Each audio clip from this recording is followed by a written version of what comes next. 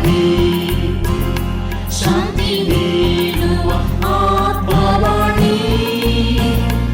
ಇದು ಅಮೃತವಾಣಿ, ಇದು ಅಮೃತವಾಣಿ, ಇದು ಆತ್ಮದ ಅಮೃತವಾಣಿ.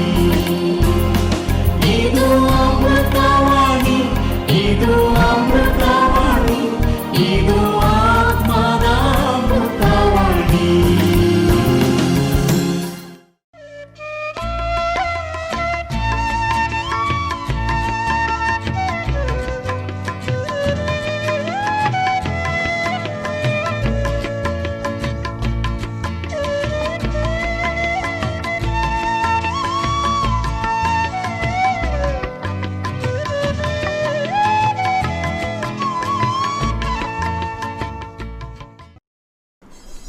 ಆತ್ಮ ಸಂತೃಪ್ತಿ ಕಾರ್ಯಕ್ರಮಗಳನ್ನು ವೀಕ್ಷಿಸ್ತಿರತಕ್ಕಂಥ ನನ್ನ ಪ್ರಿಯ ವೀಕ್ಷಕರೇ, ದೇವರ ವಾಕ್ಯವನ್ನು ನಾವು ಈ ದಿನ ಧ್ಯಾನ ಮಾಡುವ ಮೊದಲು ನಮ್ಮ ಶಿರಗಳನ್ನು ದೇವರ ಸನ್ನಿಧಾನದಲ್ಲಿ ಬಾಗಿಸಿ ಪ್ರಾರ್ಥನೆ ಮಾಡೋಣ. ಭೂಮಿಯ ಆಕಾಶಗಳನ್ನು ನಿರ್ಮಾಣ ಮಾಡಿದ ಪರಲೋಕದ ತಂದೆಯಾದ ದೇವರೇ, ನೀ ನಮಗೆ ಅನುಗ್ರಹಿಸಿರುವಂಥ ಎಲ್ಲ ಆತ್ಮೀಕ ಆಶೀರ್ವಾದಗಳಿಗಾಗಿ ಸ್ತೋತ್ರ. ಈ ದಿವಸದಲ್ಲಿ ಕರ್ತನೆ, ನಿನ್ನ ವಾಕ್ಯದಿಂದ ಕರ್ತನೆ ಇರತಕ್ಕಂಥ ಸತ್ಯಾಂಶಗಳನ್ನು ಕಲಿಯುವಾಗ ನಿನ್ನ ಸಹಾಯವನ್ನು ನಮಗೆ ಕೊಟ್ಟು ನಡೆಸು. ಯೇಸು ಕ್ರಿಸ್ತನ ಅಮೂಲ್ಯ ನಾಮದಲ್ಲಿ ನಮ್ಮ ಪ್ರಾರ್ಥನೆಯನ್ನು ಕೇಳಿದ್ದಕ್ಕಾಗಿ ನಿನಗೆ ಸ್ತೋತ್ರ ಉಂಟಾಗಲಿ. ಆಮೇನ್. ಯೂದನ ಪತ್ರವನ್ನು ಅಧ್ಯಯನ ಮಾಡುತ್ತಿದ್ದಂಥ ಹಿನ್ನೆಲೆಯಲ್ಲಿ ದುರ್ಬೋಧಕರ ಕುರಿತಾಗಿ ಸತ್ಯವೇದವು ಏನು ತಿಳಿಸ್ತದೆ ಎಂಬುದನ್ನು ನಾವು ಕಲಿಯುತ್ತಾ ಇದ್ದೇವೆ. ಈ ಹಿನ್ನೆಲೆಯಲ್ಲಿ ಪೇತ್ರನು ಬರೆದ 2ನೇ ಪತ್ರ 2ನೇ ಅಧ್ಯಾಯದ ಅಧ್ಯಯನವನ್ನು ಪ್ರಾರಂಭ ಮಾಡಿದ್ದೇವೆ. ಅದರಲ್ಲಿ ಈಗಾಗಲೇ 2 ವಚನಗಳನ್ನು ನಾವು ಧ್ಯಾನಿಸಿದ್ದೇವೆ.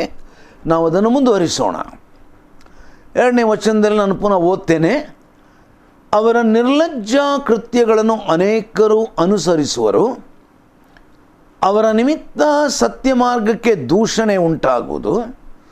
ಅವರು ದ್ರವ್ಯಾಶೆ ಉಳ್ಳವರಾಗಿ ಕಲ್ಪನೆಯ ಮಾತುಗಳನ್ನು ಹೇಳುತ್ತಾ ನಿಮ್ಮಿಂದ ಲಾಭವನ್ನು ಸಂಪಾದಿಸಬೇಕೆಂದಿರುವರು ಎಂಬುದಾಗಿ ದೇವರ ವಾಕ್ಯ ಹೇಳತಕ್ಕಂಥ ಆ ಸತ್ಯವನ್ನು ಗಮನಿಸೋಣ. ಏನು ಹೇಳ್ತಾ ಇದ್ದಾರೆ ನೋಡಿ. ಇಂಥವರಿಗೆ ಬರಬೇಕಾದಂಥ ಆ ತೀರ್ಪು 2ನೇ ವಚನದ ಪ್ರಾರಂಭದಲ್ಲಿ ಉಂಟು. ಪಕ್ಕನೆ ತಮ್ಮ ಮೇಲೆ ಅವರು ನಾಶನವನ್ನು ಬರಮಾಡಿಕೊಳ್ಳುವರು ಎಂಬುದಾಗಿ. ನಾವು ನೆನೆಸ್ಬೋದು, ಇಷ್ಟೆಲ್ಲ ನಡೆದರೂ ಇವರಿಗೇನು ತೀರ್ಪಿಲ್ವಾ, ಇವರು ಹೇಳಿದ್ದೇ ನಡೀತದೆ, ಎಲ್ಲ ಆಗ್ತದೆ, ಸುಳ್ಳು ಬೋಧನೆಗಳು, ನಾಮಕಾವಸ್ಥೆಯ ಕ್ರೈಸ್ತ ಜೀವನ, ಇದಕ್ಕೇನು ಅಂತ್ಯ ಇಲ್ವಾ? ದೇವರ ವಾಕ್ಯ ಹೇಳ್ತದೆ, ಅವರು ತಮ್ಮ ಮೇಲೆ ನಾಶನವನ್ನು ಬರಮಾಡಿಕೊಳ್ಳುವರು. The judgment has not been idle. You know, the principle that God is going to damn the false teachers was set in place in eternity past. ದುರ್ಬೋಧಕರಿಗೆ ತೀರ್ಪು ಉಂಟಾಗಬೇಕು ಎಂಬಂಥ ನಿರ್ಣಯವನ್ನು ದೇವರು ಯುಗಗಳ ಹಿಂದೆ ಆತನು ಯೋಜನೆ ಮಾಡಿದ್ದನು. And it is repeated through the Old Testament. ಹಳೆಯ ಒಡಂಬಡಿಕೆಯಲ್ಲಿ ಅದು ಮುಂದುವರಿಯಿತು. And has not been idle in the sense that it is not worn out. ಅದು ಹಾಳಾಗಿ ಹೋಗಲಿಲ್ಲ. Or it has become ineffective, ಅಥವಾ ಯಾವ ಪ್ರಯೋಜನವಿಲ್ಲದ್ದಾಗಿ ಅದು ಹೋಗಲಿಲ್ಲ. It is still potent. and will come to pass. ಇದು ಖಂಡಿತವಾಗಿಯೂ ನೆರವೇರುತ್ತದೆ. ಯೂದನು ತನ್ನ ಪತ್ರದಲ್ಲಿ 4ನೇ ವಚನದಲ್ಲಿ ಆತನು ಹೇಳಿದಂಥ ಸತ್ಯ ಅದನ್ನೇ ಬಹಳ ಸ್ಪಷ್ಟವಾಗಿ ಯೂದನು ಈ ಬಗ್ಗೆ ಆತನು ಹೇಳಿದ್ದಾನೆ. ಎಚ್ಚರಿಸಿ ಆತನು ಬರೆದ. ನನ್ನ ಪ್ರಿಯರೇ, ನಾವು ನೆನೆಸ್ಬೋದು, ಇಷ್ಟೆಲ್ಲ ನಡೆದರೂ ದುಷ್ಟತನದಲ್ಲಿ ಜೀವಿಸುವವರು ಅವರಿಗೇನು ನಡೆಯುವುದಿಲ್ಲ, ಅವರಿಷ್ಟ ಬಂದ ಹಾಗೆ ಅವರು ಮಾಡ್ತಾರೆ. Their destruction does not slumber. ಅವರ ನಾಶನ ಅದು ನಿದ್ರೆ ಮಾಡಲಿಕ್ಕೆ ಹೋಗುವುದಿಲ್ಲ, ಬರ್ತದೆ.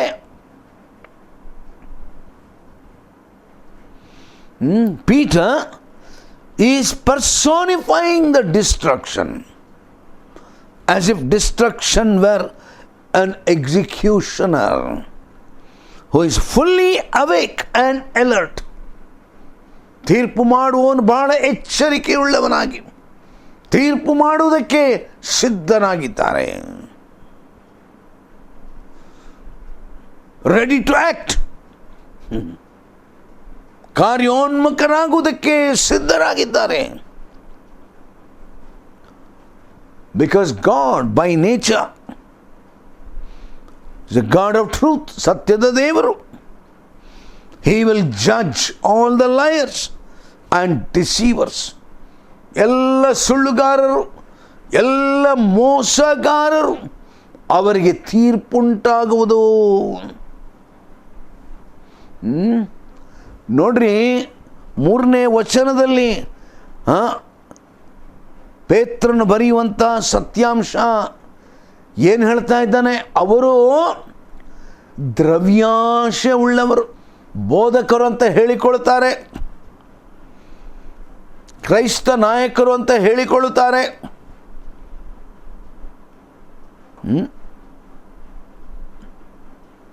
ಆದರೆ ವಾಕ್ಯ ಅವರ ಕುರಿತಾಗಿ ವಿವರಣೆ ಮಾಡುವಂಥದ್ದು ಇವರು ಯಾರಂತೆ ಗೊತ್ತುಂಟ? ದ್ರವ್ಯಾಶೆ ಉಳ್ಳವರು. ಆದುದರಿಂದ ಕಲ್ಪನೆಯ ಮಾತುಗಳನ್ನು ಹೇಳ್ತಾರೆ, ಕಲ್ಪನೆಯ ಕಥೆ ಹೇಳ್ತಾರೆ. ನೋಡ್ರಿ, ಅನೇಕ ಸಾರಿ ದೇವರ ವಾಕ್ಯದಲ್ಲಿ ಬರೆಯಲ್ಪಟ್ಟಂಥ ಸತ್ಯ ಅದು ನೆರವೇರ್ತಾ ಉಂಟು. ಅಂತ್ಯದ ದಿನಗಳಲ್ಲಿ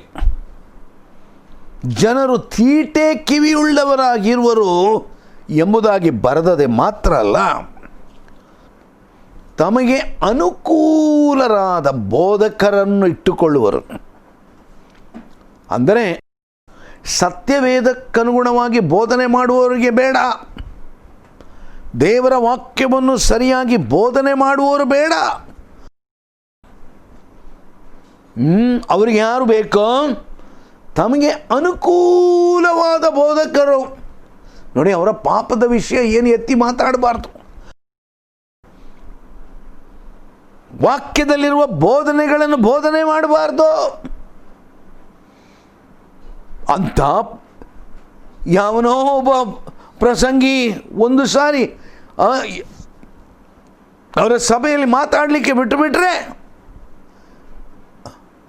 ಜನ ಗುಂಪಾಗಿ ಹೇಳಿಬಿಡ್ತಾರೆ, ಇನ್ನು ಮೇಲೆ ಇವರನ್ನು ಇಲ್ಲಿಗೆ ಬರಲಿಕ್ಕೆ ಬಿಡೋದು ಬೇಡ, ಇನ್ನು ಮೇಲೆ ಅವರು ಪ್ರಸಂಗ ಮಾಡಲಿಕ್ಕೆ ಬಿಡುವುದೇ ಬೇಡ. ಯಾಕೆ? ನೋಡಿ, ಕುಡಿಕತನ ತಪ್ಪಂತ ಬೋಧನೆ ಮಾಡ್ತಾರೆ, ವ್ಯಭಿಚಾರ ತಪ್ಪು, ಹಾಗೆ ಹೀಗೆ ಅಂತ ಹೇಳಿ ಏನೆಲ್ಲ ಮಾತನಾಡ್ತಾರೆ. ಇವರನ್ನು ನಾವು ಪ್ರಸಂಗ ಮಾಡಲಿಕ್ಕೆ ಬಿಡುವುದು ಬೇಡ. ಮತ್ಯಾರನ್ನು ಮಾಡಬೇಕು? ನೋಡಿ, ಪ್ರೀತಿ ಉಳ್ಳವರು, ಸುಧಾರಿಸಿಕೊಳ್ಳುವವರು, ಪರವಾಗಿಲ್ಲ, ನಾವೆಲ್ಲರನ್ನು ಪ್ರೀತಿ ಮಾಡೋಣ, ಕರುಣೆ ತೋರಿಸೋಣ, ಅವರು ತಪ್ಪು ಮಾಡಿದರೆ ಏನಂತೆ ದೊಡ್ಡದು, ಎಲ್ಲರೂ ತಪ್ಪು ಮಾಡ್ತಾರೆ, ಎಲ್ಲರೂ ಕುಡಿತಾರೆ, ಇಂತಹ ಬೋಧನೆ ಮಾಡುವವರು ಇದ್ದು ಬಿಟ್ರೆ ಬಹಳ ಖುಷಿ ಅವರಿಗೆ. ಮತ್ತೆ ಅಂಥವರನ್ನು ಬೇಕಾದರೆ ಪ್ರೋತ್ಸಾಹಿಸ್ತಾರೆ. ಅವರಿಗೆ ಬೇಕಾದರೆ ನೋಡಿ ಅನುಕೂಲವಾದ ರೀತಿಯಲ್ಲಿ ಎಲ್ಲವುಗಳನ್ನು ಮಾಡಿಕೊಡ್ತಾರೆ. ಆಮೇಲೆ ಇನ್ನೂ ಕೆಲವರಿದ್ದಾರೆ, ಅವರೇನು ಮಾಡ್ತಾರಂತೆ, ಜನರನ್ನು ವಂಚನೆ ಮಾಡಲಿಕ್ಕೆ, ಜನರು ತಮ್ಮ ಬೋಧನೆಗಳನ್ನು ಕೇಳಿ ಒಬ್ಬೊಬ್ಬೊಬ್ಬೊಬ್ಬ ಇವರು ಎಂಥ ದರ್ಶನ ಇವರಿಗಾಗಿದೆ, ಅವರು ಮಾತಾಡೋಗ್ಲಿ ಹೇಳ್ತಾರೆ ಏನಂತ ಹೇಳಿದ್ರೆ, ನೋಡಿ ನಿನ್ನೆ ರಾತ್ರಿ ನಾನು ಪ್ರಾರ್ಥನೆ ಮಾಡುತ್ತಾ ಇದ್ದೆ, ಆಗ ನಾನು ಪ್ರಾರ್ಥನೆಯಲ್ಲಿ ಮೊಣಕಾಲೂಲಿರುವಾಗ ನನ್ನನ್ನು ದೇವರು ಪರಲೋಕಕ್ಕೆ ಕರ್ಕೊಂಡು ಹೋದ. ಪರಲೋಕದಲ್ಲಿ ನಾವು ಹೀಗೆ ನೋಡಿದೆ, ಹಾಗೆ ನೋಡಿದೆ. ಆಮೇಲೆ ಇನ್ನೊಬ್ಬ ಹೇಳ್ತಾನೆ, ದೇವರು ನನ್ನನ್ನು ನರಕಕ್ಕೆ ಕೂಡ ಕರ್ಕೊಂಡು ಹೋದ, ನರಕದಲ್ಲಿ ಹಾಗೆ ಹೀಗೆ. ಜನರಿಗೆ ಬಹಳ ಸುಂದರವಾದ ಕಥೆಗಳು, ಅವರಿಗೆ ಬೈಬಲ್ದು ಬೋಧನೆ ಬೇಡ. ಇಂಥ ಕತೆ ಕೇಳಲಿಕ್ಕೆ, ಕಲ್ಪನಾ ಕಥೆಗಳನ್ನು ಕೇಳಲಿಕ್ಕೆ ಗುಂಪು ಗುಂಪು ಗುಂಪು ಬರ್ತಾರೆ. ಅಂಥ ಕಥೆಗಳನ್ನು ಬೇಕಾದರೆ ರೆಕಾರ್ಡ್ ಮಾಡಿ ಅದನ್ನೆಲ್ಲರಿಗೆ ಪ್ರಚಾರ ಮಾಡ್ತಾರೆ. ವಾಕ್ಯ ಏನು ಹೇಳ್ತಾ ಉಂಟು, ಅವರು ದ್ರವ್ಯಾಶೆ ಉಳ್ಳವರಾಗಿ ಈ ಕಲ್ಪನೆ ಕತೆ ಕೇಳಲಿಕ್ಕೆ ಕಾರಣ ಉಂಟು. ಇದೆಲ್ಲ ಕತೆ ಎಲ್ಲ ಹೇಳಿಬಿಟ್ಟು ಜನರಿಗೆ ಖುಷಿ ಆದರೆ ಏನು ಮಾಡ್ತಾರೆ ಅವರು, ನನಗೆ ತುಂಬ ಕಾಣಿಕೆ ಕೊಡ್ತಾರೆ. ಕೆಲವು ಸೇವಕರಂತೂ ಇದ್ದಾರೆ, ಅಬ್ಬಾ ನೀವು ಇಂಥ ಕೂಟಕ್ಕೆ ನನ್ನನ್ನು ಕರೆದರೆ 10-20 ಲಕ್ಷ ರೂಪಾಯಿ ನನಗೆ ಮೊದಲು ಕೊಟ್ಟು ಬಿಡಬೇಕು, ಅಥವಾ ಕೂಟ ಆಗೋದ್ರೊಳಗೆ ಕೊಡಬೇಕು. ಇವರ ಉದ್ದೇಶ ಏನು, ಹಣ ಸಂಪಾದನೆ ಮಾಡುವುದು. ದ್ರವ್ಯಾಶೆಯುಳ್ಳವರಾಗಿ. ಆದರೆ ಭಾಳ ದುಃಖದ ಸಂಗತಿ ನೋಡ್ರಿ, ನಿಜವಾಗಿ ಕರ್ತನ ಸೇವೆ ಮಾಡತಕ್ಕಂಥ ಜನರಿಗೆ ಸಾಧಾರಣವಾಗಿ ಜನರಿಂದ ಪ್ರೋತ್ಸಾಹ ಇಲ್ಲ. ನಮ್ಮ ಊರಲ್ಲೇ ಯಾರಾದರೂ ಕೆಲಸ ಮಾಡುವವರಿದ್ದರೆ ಅವರಿಗೆ ಯಾವ ರೀತಿಯಾದಂಥ ಸಹಾಯ ನಮಗಿಲ್ಲ.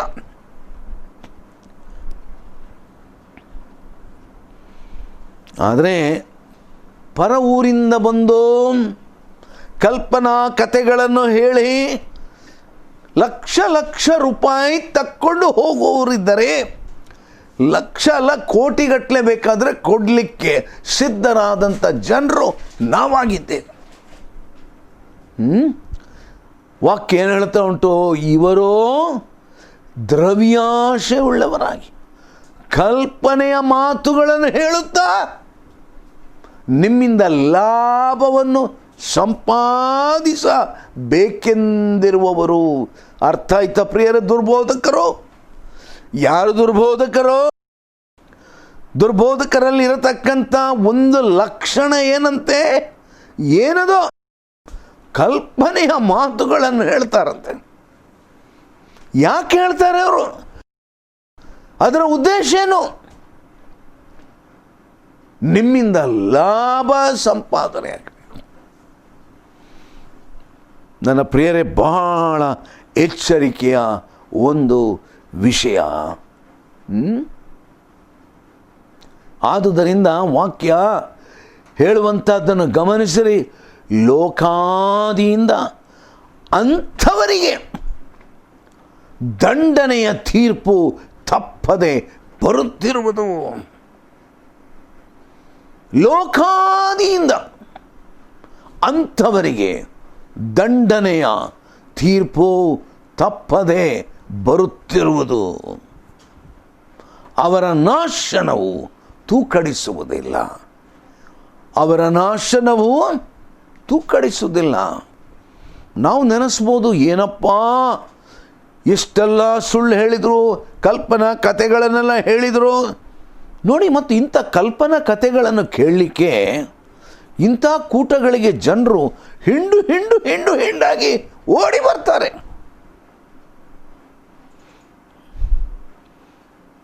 ಕೂಟಗಳಲ್ಲಿ ತಮಗಿದ್ದದ್ದೆಲ್ಲವನ್ನು ಬೇಕಾದರೆ ದಾನವಾಗಿ ಕೊಟ್ಟು ಬಿಡ್ತಾರೆ. ಅದರಲ್ಲೂ ಸ್ತ್ರೀಯರಂತೂ ಅಗ್ರಗಣ್ಯರು.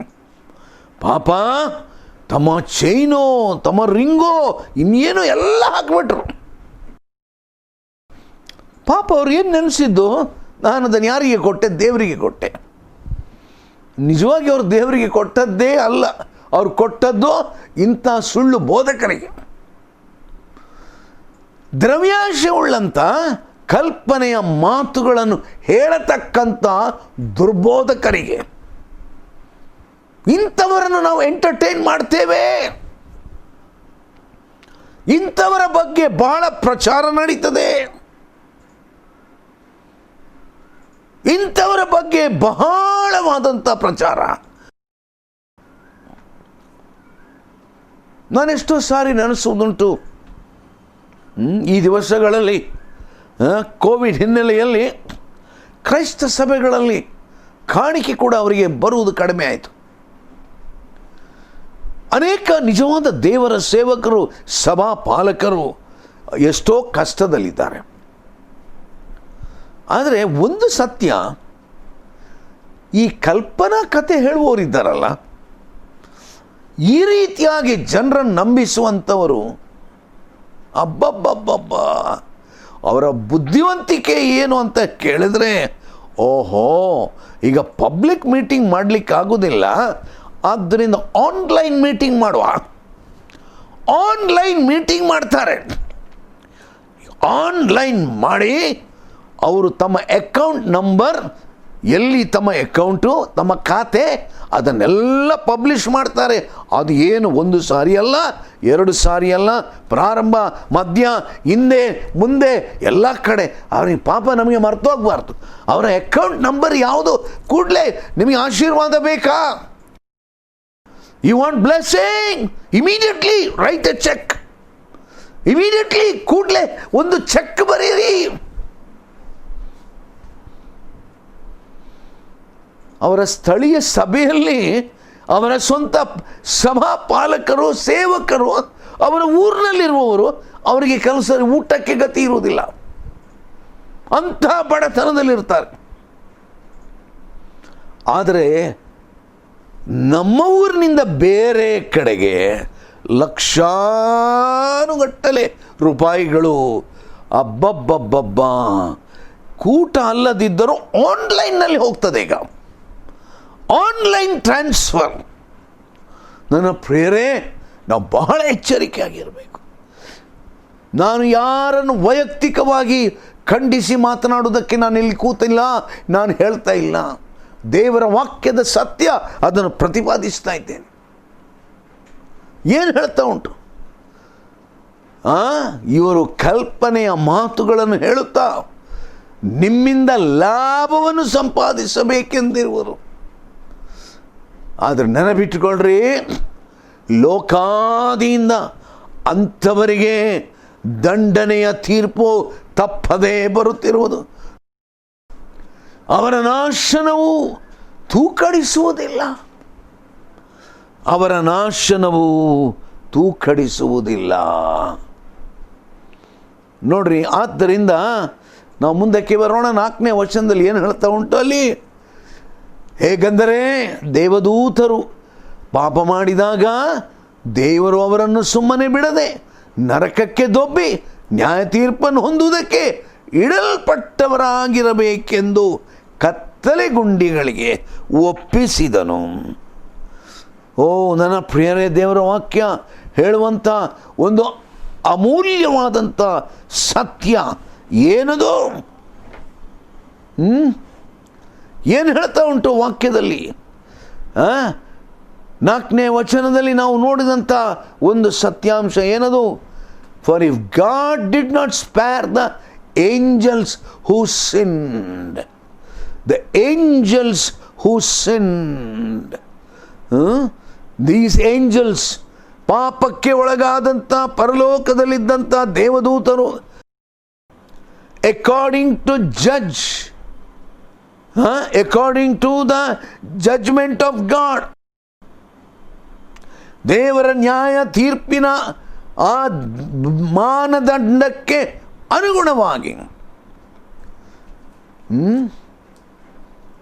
ಯೂದನು ಕೂಡ ತನ್ನ ಪತ್ರದಲ್ಲಿ ಅದನ್ನು ಹೇಳ್ತಾ ಇದ್ದಾನೆ. ಏನದು 6ನೇ ವಚನದಲ್ಲಿ ಆತನು ಹೇಳುವಂಥದ್ದು, ದೊರೆತನವನ್ನು ಕಾಪಾಡದೆ ತಮಗೆ ತಕ್ಕ ವಾಸಸ್ಥಾನವನ್ನು ಬಿಟ್ಟ ದೇವದೂತರಿಗೆ ದೇವರು ನಿತ್ಯವಾದ ಬೇಡಿಗಳನ್ನು ಹಾಕಿ ಮಹಾದಿನದಲ್ಲಿ ಆಗುವ ದಂಡನೆಯ ತೀರ್ಪಿಗಾಗಿ ಅವರನ್ನು ಕತ್ತಲೆಯೊಳಗೆ ಇಟ್ಟಿದ್ದಾನೆ ಎಂಬುದಾಗಿ. ಎಂಥ ಅಮೂಲ್ಯವಾದಂಥ ಒಂದು ಸತ್ಯ ಇದು. ದೇವರು ಸುಮ್ಮನೆ ಬಿಡಲಿಲ್ಲ. ದೇವದೂತರು ಪಾಪ ಮಾಡಿದಾಗ ಅವರಿಗೆ ನ್ಯಾಯ ತೀರ್ಪು ಉಂಟಾಯಿತು. Apparently this is a reference to the fallen angels, ಬಿದ್ದಂಥ ಆ ದೇವದೂತರು. ನಾವು ಆದಿಕಾಂಡದಲ್ಲಿ 6ನೇ ಅಧ್ಯಾಯದಲ್ಲಿ ಇವರ ಕುರಿತಾಗಿ ನಾವು ನೋಡ್ತೇವೆ. ನಾವು ಬಿಫೋರ್ ದ ಫ್ಲಡ್, ಜಲಪ್ರಳಯ ಬರುವುದಕ್ಕಿಂತ ಮುಂಚಿತವಾಗಿ ನಡೆದಂಥ ಘಟನೆ. Who left their normal state and lusted after women. ಅವರು ತಮ್ಮ ಆ ಸ್ಥಾನವನ್ನು ಬಿಟ್ಟು ಈ ಲೋಕದಲ್ಲಿರುವಂಥ ಸ್ತ್ರೀಯರನ್ನು ಮೋಹಿಸಿದರಂತೆ. And before the destruction of Sodom and Gomorrah, ನಾವು ಆದಿಕಾಂಡ 19ನೇ ಅಧ್ಯಾಯದಲ್ಲಿ ಸೊದೋಮ್ ಮತ್ತು ಗೊಮೋರ ದೇವರು ನಾಶ ಮಾಡುವಂಥದ್ದನ್ನು ನಾವು ನೋಡ್ತೇವಲ್ಲ. What God did cast them down to hell. So Peter is borrowing the word from the Greek mythology for hell. ನರಕಕ್ಕೆ ಉಪಯೋಗವಾಗುವಂಥ ಶಬ್ದವನ್ನು ಇವಾಗ ಪೇತ್ರನ ಉಪಯೋಗ ಮಾಡ್ತಾ ಇದ್ದಾನೆ. ಏನದು? ಆತನು ಉಪಯೋಗ ಮಾಡಿದಂಥ ಆ ಶಬ್ದ ಮೂಲ ಭಾಷೆಯಲ್ಲಿ ಟಾರ್ಟರಸ್ ಎಂಬುದಾಗಿ. ಅಂದರೆ Greeks thought that Tartarus was a place lower than Hades, reserved for the most wicked of human beings. ನರಕದಲ್ಲಿ ಬಹಳ ಕೆಳಮಟ್ಟದ ಒಂದು ಸ್ಥಾನ ಅಥವಾ ಸ್ಥಳ ಎಂಬುದಾಗಿ. ನನ್ನ ಪ್ರಿಯರೇ, ಇಂಥ ಒಂದು ಸ್ಥಿತಿ ಏನಂತೆ, ಅವರಿಗೆ they will be in chains of darkness. ನನ್ನ ಪ್ರಿಯರೇ, the demons feared going there. ದೆವ್ವಗಳಿಗೆ ಭಯ ಅಲ್ಲಿಗೆ ಹೋಗಲಿಕ್ಕೆ. They beg Jesus during his life on earth. ಈ ಲೋಕದಲ್ಲಿರುವಾಗ ಅವರು ಕೇಳಿಕೊಡ್ತಾರೆ, ಏನಪ್ಪ, ನಮ್ಮನ್ನು ಅಂಥ ಸ್ಥಳಕ್ಕೆ, ಕತ್ತಲೆ ಗುಂಡಿಗೆ ಕಳಿಸ್ಬೇಡ. ನನ್ನ ಪ್ರಿಯರೇ, ಎಂಥ ಒಂದು ತೀರ್ಪು ಮನುಷ್ಯನಿಗೆ ನೇಮಕವಾಗಿದೆ, ದುರ್ಬೋಧಕರಿಗೆ ನೇಮಕವಾಗಿದೆ. ಇದನ್ನು ದೇವರ ವಾಕ್ಯ ನಮಗೆ ತಿಳಿಸ್ತಾ ಉಂಟು. ಹಾಗಾದರೆ ನಾವು ನೆನೆಸ್ಬೋದು, ಈ ರೀತಿ ಹಣ ಮಾಡುವವರು ಏನಪ್ಪ ಹಣ ಮಾಡ್ತಾರೆ, ಗಮ್ಮತ್ತು ಮಾಡ್ತಾರೆ. ಆದರೆ ಚೆನ್ನಾಗಿ ತಿಳ್ಕೊಳ್ರಿ, ಅವರಿಗೆ ಬರತಕ್ಕಂಥ ನ್ಯಾಯ ತೀರ್ಪು ಮುಂದಕ್ಕೆ ಸಿದ್ಧವಾಗಿದೆ. ನಮ್ಮ ತಲೆಗಳನ್ನು ಬಾಗಿಸಿ ಪ್ರಾರ್ಥಿಸೋಣ. ಭೂಮಿ ಆಕಾಶಗಳನ್ನು ನಿರ್ಮಾಣ ಮಾಡಿದ ಪರಲೋಕದ ನಮ್ಮ ತಂದೆಯಾದ ದೇವರೇ, ನೀ ನಮಗೆ ಕೊಟ್ಟ ನಿನ್ನ ವಾಕ್ಯಕ್ಕಾಗಿ ಸ್ತೋತ್ರ. ನಿನ್ನ ವಾಕ್ಯದ ಸತ್ಯದ ಹಿನ್ನೆಲೆಯಲ್ಲಿ ನಾವು ಎಚ್ಚರವಾಗಿದ್ದು, ದೇವರೇ, ನಾವು ದುರ್ಬೋಧನೆಗೆ ಒಳಗಾಗದಂತೆ ಕಾಪಾಡು ಎಂದು ಪ್ರಾರ್ಥಿಸ್ತೇವೆ. ಯೇಸು ಕ್ರಿಸ್ತನ ದಿವ್ಯನಾಮದಲ್ಲಿ ನಮ್ಮ ಪ್ರಾರ್ಥನೆಯನ್ನು ಕೇಳಿದ್ದಕ್ಕಾಗಿ ನಿನಗೆ ಸ್ತೋತ್ರವಾಗಲಿ ಸ್ವಾಮಿ. ಆಮೇನ್.